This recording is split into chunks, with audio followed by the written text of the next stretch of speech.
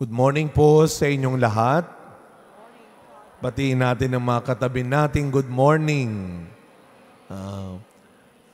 Alam mo ninyo, sa ganitong pagkakataon, lalo na kung kayo ay mga regular na nagsisimba at sumasama sa Dawn Rosary Procession, I believe na ang hirap, mas mahirap ngayong bumangon, no? Dahil sa sarap ng panahon, no? Dahil kahapon or last day or the other day, nakareceive kami ng message sa isang pare na nagsasabi, honestly, I just don't know how true o may basihan ba ito. Pero sabi nga daw, ang panahon ngayon, dahil merong movement ang mga planeta, no, di umano, na mas malayo daw ang Earth ngayon sa Sun. Kaya malamig pa rin, no? Hanggang Marso. No? Kaya uso yung pagkakasakit, sipon, ubo. Well, yun man ay totoo hindi, pero mararamdaman talaga natin. No? Maraming may sinisipon ngayon, inuubo ngayon. Kaya wag niyo mamaliitin yun at wag niyo babaliwalain. And wag mong antayin na maging cancer bago ka mabahala. Wag mong antayin na itatakbo na sa ICU, sa emergency room. Kaya wag natin minamaliit yung mga simpleng sintomas. Yung mga maliliit na sintomas ng pagkakasakit. Baka yan ay kalabit pa lamang ng Panginoon. Gusto mong mabatukan? Kinakalabit pa lang tayo. Baka meron na tayong napapabayaan, nakakalimutang gawin. Wag natin iasa lang, anyway, meron namang mass for the sick. Papahira naman ako ng langis. Paano kung hindi mo naabutin yung susunod, the mass for the sick? Dahil pinabayaan mo, dahil inasa mo lang sa Diyos. Meron tayong kanta, meron tayong sinasabi sa kasulatang, umasa ka sa Diyos. Totoo naman. Umasa tayo sa Diyos. Pero tandaan natin din ang kasabihan nating mga Pilipino, nasa Diyos ang awa, nasa tao ang gawa. You do your share. Siguro magugulat tayo sa ebanghelyong narinig natin ngayon. Bakit tila yata napabayaan ni Jesus ang kanyang mga alagad at siya'y natulog? Kaya siguro si Gary B. gumawa ng kantang, natutulog ba ang Diyos? Natulog ang Diyos. Tandaan ninyo, si Kristo ay hindi lamang Diyos na totoo, siya rin ay naging taong totoo. Naranasan niya ang lahat-lahat sa atin maliban sa kasalanan. Kaya siguro siya'y napagod din. Kaya nga sabi, magtatakip silim na. Just imagine, maghapon siguro, nagpagaling si Kristo, nagturo si Kristo, naglakad ng naglakad. Sinong hindi mapapagod? Napagod din ang Panginoon. Nagpahinga siya. Marahil yun ay hindi napapansin nating aral at paalala ni Kristo. Magpahinga rin kayo. Matulog din kayo.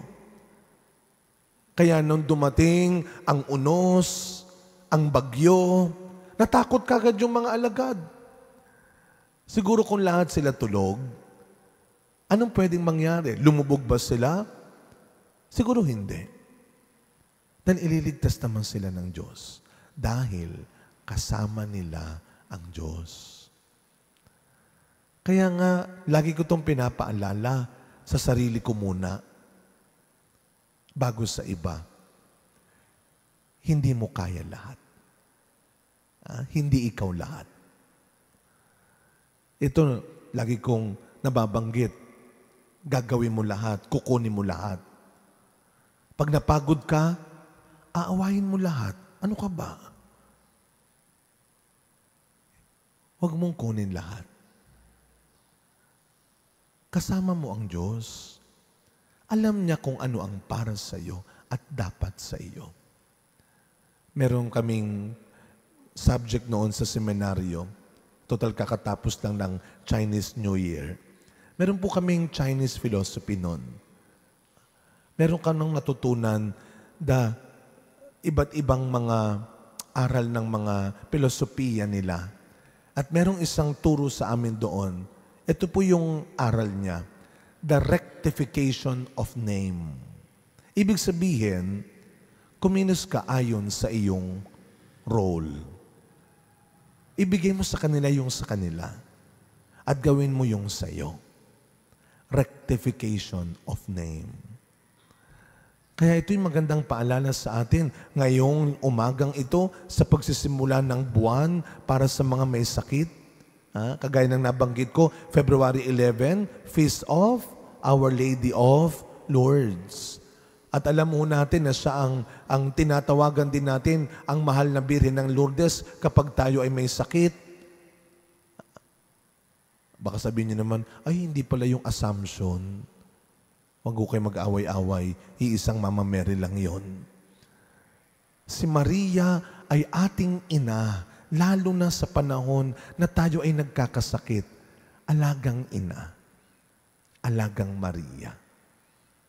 Na ang ipinagdadasal niya ay hindi lang mawala yung sakit ng katawan mo. Ang ipinagdadasal niya, sana matuto ka na sa mga pinaggagawa mo.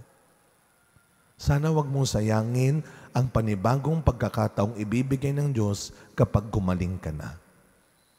Kaya nga, bukod sa relic ni Padre Pio ni Saint Therese, bukod sa mga santong ito ni Mama Mary na nagdadasal para sa atin, bukod sa mga taong pwedeng mag-alaga sa iyo, bukod sa mga taong nakahandang alagaan ka at gastusan ka, you do your share. Gawin mo rin yung parte mo. And every day, let us not forget to do our share. Hindi laging ang Diyos. Hindi laging ang ibang tao. Tandaan natin, nilikha tayong kawangis ng Diyos. Binigyan tayo ng katalinuhan, karunungan, kabutihan. Gamitin natin. Sa pagpapatuloy ng misang ito, mga kapatid, sa tulong ng mga panalangin ng ating mahal na ina, nawa tayo ay gumaling, hindi lamang sa anumang sakit-sakit na nararanasan, nararamdaman ng katawan natin. Higit sa lahat, mapagaling nawa tayo ng Panginoon sa lahat ng pagkakamaling ginawa natin at sa lahat ng kabutihang hindi nating ginawa. Do your share. Amen.